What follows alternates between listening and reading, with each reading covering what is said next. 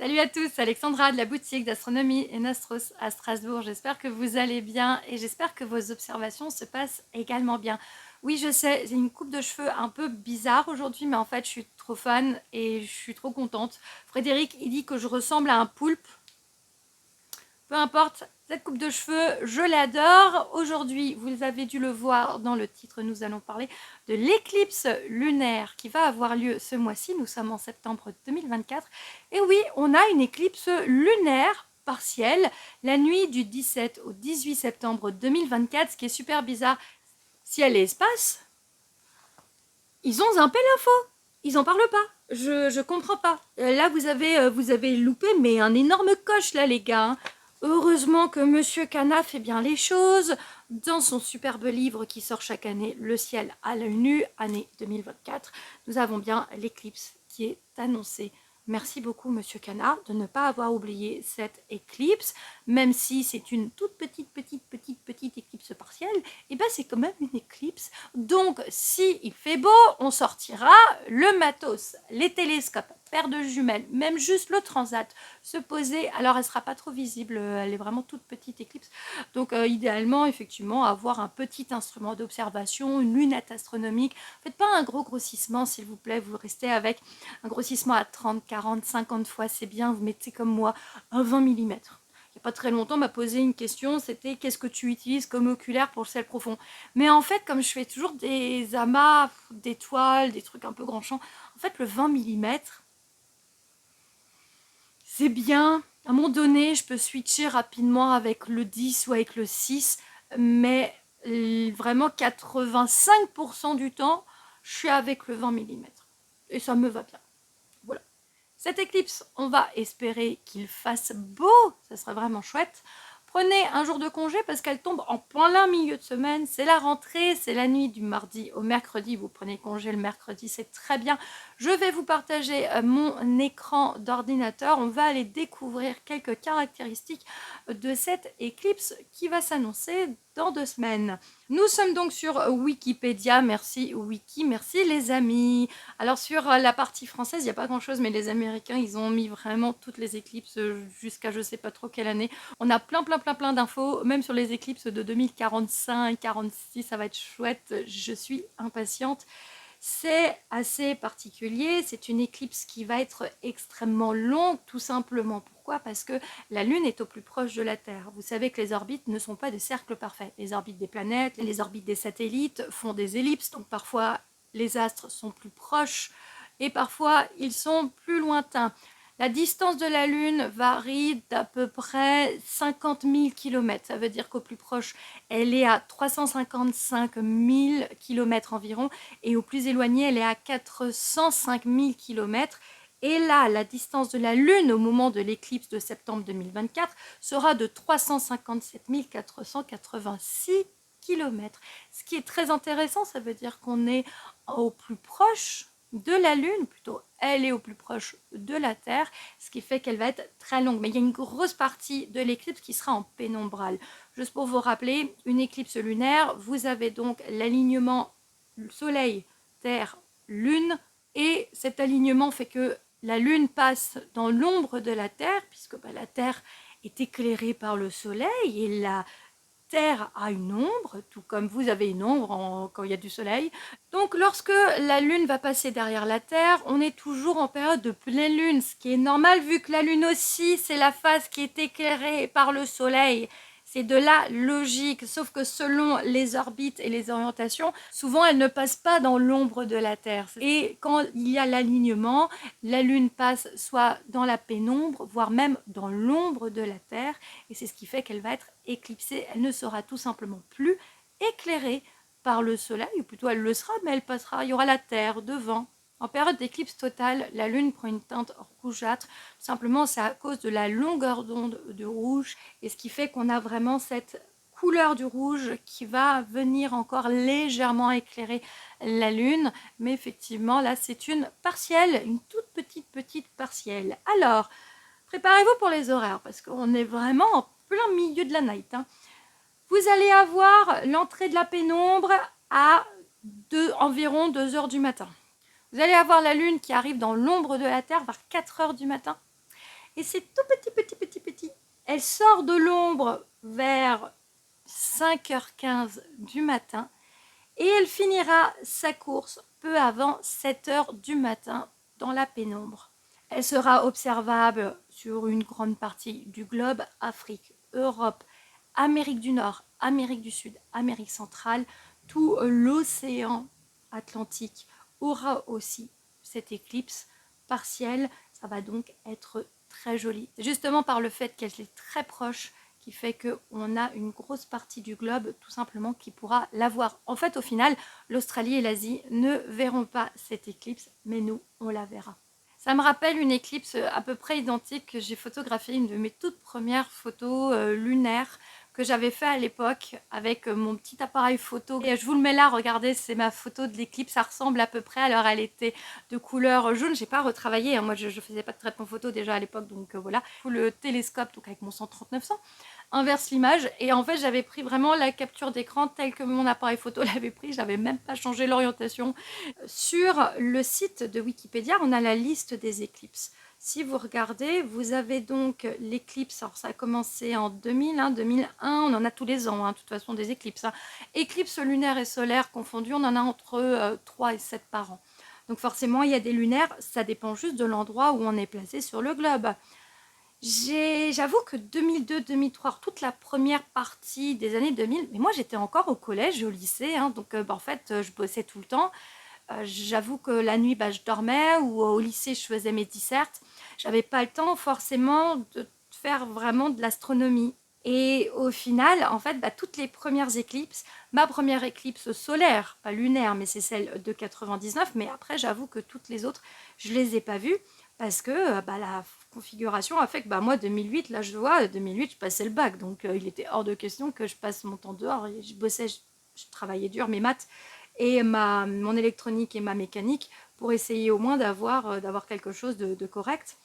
Surtout que le bac de français, je l'avais un peu raté. On commence 2009. Alors le problème des 2009, c'est que c'est que des pénombrales. Donc au final, je les ai pas vus. Il me semble que j'ai vu une totale... Alors 2010, celle de décembre 2010, il faisait mauvais. Et effectivement, il y a celle du 15 juin 2011. Et celle-ci, effectivement, probablement ma première éclipse lunaire. Je suis quasiment sûre en fait. Je suis quasiment sûre, maintenant je m'en souviens. J'avais fait un événement Facebook. Il y avait une vingtaine de personnes qui étaient venues à Thann, dans les vignes. Je m'étais mis en fait à l'arrière du village. On est sur la fin de la route des vins. La route des vins en Alsace, c'est au nord, c'est Marlenheim, et au sud, ça finit avec Thann. Donc moi, je viens de la vallée de la Thur. Thann était vraiment bien placée. En plus, je travaillais la journée. J'avais demandé un jour de congé. Ah oui, je me souviens maintenant, il y avait eu les FIMU. Oh là là, c'est un festival de musique sur Belfort. Et en fait, je m'étais fait 2 entorses, une à chaque pied en même temps. Oh, je m'en souviens comme si c'était hier.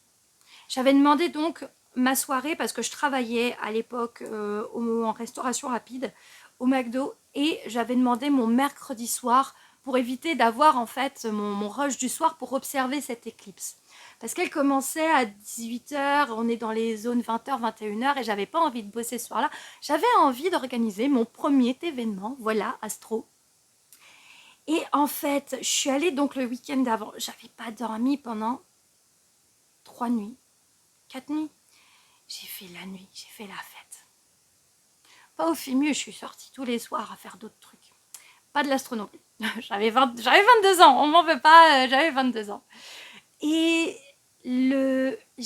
j'avais des boots qui étaient pas très bonnes pour mes pieds. Et en fait, j'ai commencé à avoir le pied qui gonfle le lundi après-midi. Donc l'éclipse, c'était le mercredi. Moi, j'avais congé, j'avais mes 2 jours de congé le jeudi, vendredi, à cette époque-là. Ah ouais, je m'en souviens comme si c'était hier. Je commençais à avoir une douleur au pied, donc le lundi soir. Le mardi, j'avais mon pied droit qui avait commencé à gonfler. Je suis allée au travail, et là, du coup, je commençais à avoir les douleurs, mais je ne pouvais plus trop m'appuyer. Donc, j'ai commencé à m'appuyer du pied gauche. Le mercredi, le rush du mercredi midi, j'avais mon pied droit qui était tout gonflé. Et j'avais mon pied gauche, du coup je m'appuyais sur mon pied gauche Et en fait, je faisais tout mon rush. Vous voyez pas, mais je suis à cloche-pied en fait. Je faisais tout mon rush du midi à cloche-pied en cuisine. Parce que j'étais qu'en cuisine, moi, j'étais pas au comptoir. C'était folklore. Le soir, mon pied était tellement gros, mon pied droit, que j'avais même pas réussi à mettre mes baskets. J'ai dû mettre mes sandales. Moi, je disais, ouais, c'est un petit truc, c'est rien, je suis un peu gonflée, c'est pas grand chose. Et en fait, quand je suis rentrée de l'éclipse, le mercredi soir, mes parents ils m'ont dit, tu devrais quand même aller voir Dr Boistel pour lui montrer. Je prends ma voiture le jeudi, je travaillais pas, et là je vais voir Dr Boistel, j'arrive super tôt et tout en plus. Je suis la première à passer. Et là il me fait, ouais, t'as une entorse. Ah ouais, quand même. Il me fait, t'as fait ça comment? Bon, je sais pas, moi j'ai marché, j'ai juste marché, je me suis même pas cassé la gueule, rien du tout, quoi, juste j'ai marché. Il me fait, ok, bah tu seras sur bandage. Je fais, mais ouais, mais c'est bizarre, je commence à avoir du coup la même douleur du pied gauche. Docteur Boissel, c'est génial, c'était le médecin de famille, il était incroyable parce que je crois qu'il devait me trouver dingue. En fait, il m'a dit, bah ouais, en fait, t'as une entorse aussi du pied gauche. En fait, j'avais une entorse à chaque pied. Il me fait, ah, mais tes parents, ils sont où? Ils sont venus t'emmener? Je dis, bah non, je suis venue en voiture. Et là, je me souviens encore ce regard, il me fait, t'es venu en voiture, t'as conduit avec tes deux entorses? Je dis, bah ouais. Bon, moi, je savais pas que c'était des entorses, donc bah oui, j'ai conduit avec mes pieds, quoi. Il a dû se dire que j'étais assez folklore. Et au final, je sais même plus comment je suis rentrée. Est-ce que mes parents sont venus me chercher? Peut-être. Où est-ce que je suis rentrée? Je sais plus. En tout cas, ce qui est sûr, c'est que je suis restée une semaine au lit, avec les deux pieds comme ça, avec des bandages, pour consolider, en fait, pour vraiment faire en sorte que les entorses, il fallait plus que je bouge, en fait. J'avais une entorse à chaque pied. Donc pour éviter que le pied gauche s'aggrave, en fait, il m'a vraiment mis en arrêt pendant une semaine et je pouvais plus bouger. Voilà, sauf pour aller faire pipi. Et là, ça en valait la peine, l'éclipse, par contre. Ça en valait la peine. C'était un super souvenir. Maintenant, désolée, j'ai papoté, j'ai raconté ma life. Mais en fait, maintenant que je me rappelle, je m'étais pas souvenue de ça depuis super longtemps. Oh là là, cette éclipse, la première éclipse lunaire, avec l'entorse, avec les entorses à chaque pied. Ah, ma puncto et tout, mes premières caisses. Ah, ah là là. Après, on a 2012, 28 novembre. Ah, celle-ci aussi, je m'en souviens. Ah, j'avais oublié que c'était 2012. C'est mon anniversaire, 28 novembre 2012. Et j'étais trop contente d'avoir une éclipse pénombrale. Il a fait beau, sauf que la pénombre, tu vois que dalle en fait. Ça fait juste, ça atténue un peu la luminosité de la lune. Et celle-ci aussi. Et oui, pour mon anniversaire, j'étais trop contente. Et après, il y a 2013 pénombra. Je me suis dit, pareil, on verra que dalle. Et après, on a celle de avril. Et après, on a 2014. On a deux totales, sauf qu'elles ne sont pas visibles depuis l'Europe. On a celle de 2015, qui n'est pas non plus visible en Europe. On en a une autre en 2015, septembre 2015, que j'ai dû voir. Et après, bien sûr, l'éclipse lunaire de 2018, qui était dingue. Elle était dingue. J'en ai parlé dans ma vidéo la semaine dernière, mais vraiment super souvenir. Parce que j'ai vu celle de 2019, et puis il y a encore eu celle de 21, pas visible en Europe. 2022, sûrement, non, aux États-Unis. Novembre 2022, pas visible en Europe. Ouais, il y a eu celle de 2024, c'est la suivante, ok. Octobre 2028, je l'ai vu aussi. Et puis 2015 aussi, j'en ai vu une autre. Il y avait celle en 2015, je me souviens. J'étais allée chez des potes, une totale à 4h du matin. Ouais, c'est ça, septembre 2015, je l'ai aussi vue aussi. Voilà. Donc celle-là, il n'y a pas de souci. Celle-là, je crois que j'ai peut-être encore des photos à vous marcher. Elle était belle aussi. Celle de 2018 était cool. Vous allez sur Stellarium pour avoir exactement les horaires exacts. Vous localisez bien sûr parce qu'en fonction du lieu, ça va légèrement changer. Vous remontez, voilà, vous regardez dans quelle direction elle est, donc elle est plein sud. Il y a Saturne pas très loin, ça va être super joli. Là, vous reprenez vos horaires, hop, 1h du matin, 2h du matin. La pénombre, tu vas quasiment pas la voir, mais je suis au 18, je suis déjà... Ah si, non, c'est bon. La nuit du 17 au 18. Là, en fait, on voit légèrement la pénombre. C'est vraiment le truc que tu verras pas. Ça légèrement, ça atténue. C'est comme si tu mettais un filtre, en fait. C'est le filtre gris. Là, elle fonce un peu. Et attention, regardez, à 4 heures, c'est très précis. En haut, à droite. Là où il y a marqué lune.